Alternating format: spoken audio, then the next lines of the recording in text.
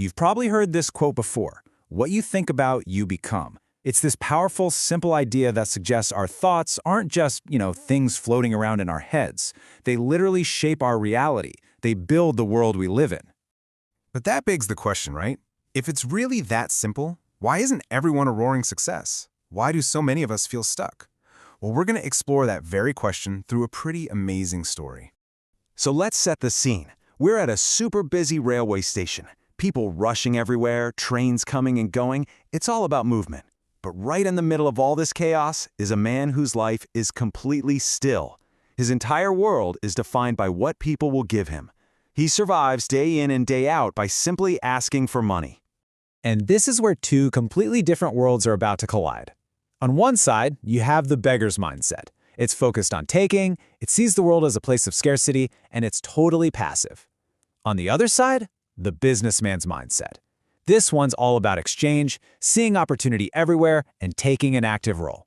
This contrast right here, it's the engine that drives our whole story. Okay, so one day, our beggar goes up to a really well-dressed businessman, expecting a few coins, the usual. But instead of money, the businessman hits him with a question that is so out of left field, it just stops him dead in his tracks. Have you ever given anything to anyone? And then, the businessman lays out his personal philosophy. See, he believes in exchange, not just charity. It has to be a trade.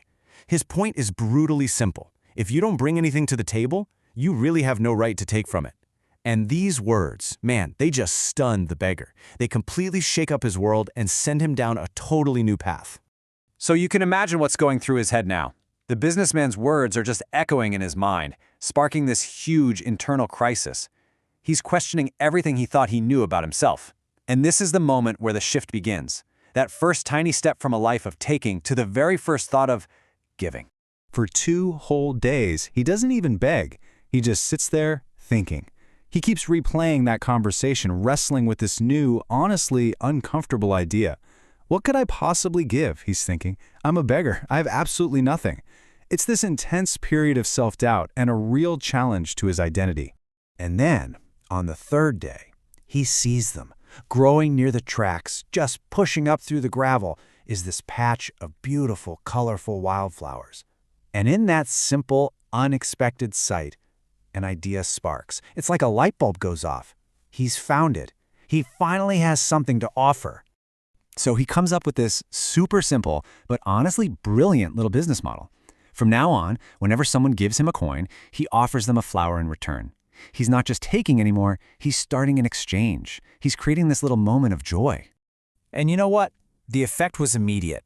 He started noticing that when he gave something of value, even something as simple as a flower, people actually gave him more money. They were more generous. The whole principle of exchange was playing out right in front of him. It was working. So his new system is a success. He's making more money than ever, and for the first time he feels this new sense of purpose. But the real transformation, the really big change was happening on the inside. And it's the second encounter with that same businessman that's going to cement this new identity he's building. A little while later, he spots the same businessman. But this time, he doesn't just hold out his hand and wait. Oh no, he rushes over, super excited, and proudly starts a trade. He says, "Sir, today I have something for you." The whole dynamic has completely and permanently flipped. The businessman smiles, he takes the flower, gives him the money, and then he says these incredibly powerful words. This validation from the outside, from someone he looked up to, it was the final piece of the puzzle. He's no longer a beggar, he's a peer, he's a businessman. And this is the story's whole new definition of a businessman. It's got nothing to do with fancy suits or how much money you have. It's a mindset. It's about understanding that real success comes from creating and exchanging value, not just taking it. And in that exact moment, everything just clicks. He has this huge realization. Wait a minute, people aren't giving me money out of pity anymore. They're paying for the flowers I give them. He doesn't just have flowers, he has a business. And that thought changes everything. That very day, he makes a huge decision. He leaves the railway station for good. He's done with that life. He is now, in his own mind, a businessman. So let's fast forward 6 months and see what happens. I mean, just look at this progression. It's absolutely incredible. He goes from being a passive beggar to an active giver in just a couple of days. A month later, he's a confident trader. And just 6 months after that, he's a successful business owner. It just goes to show how fast your life can change once you change your mindset. So now we're back where it all began, the railway station. The scene is the same, but the people are totally different. Two successful, well-dressed men meet, not as a rich man and a poor man, but as equals. The original businessman can't believe the transformation. He asks him, "What happened? What's your secret?" And this is his answer, the absolute core of the whole story. He says he realized the potential was always inside him, just lying dormant. The only thing that had to change was how he saw himself. He had to stop seeing a taker and start seeing a creator of value. So this is way more than just a nice story, right? It's basically a blueprint. So what does this powerful lesson actually mean for you? Let's bring it all home.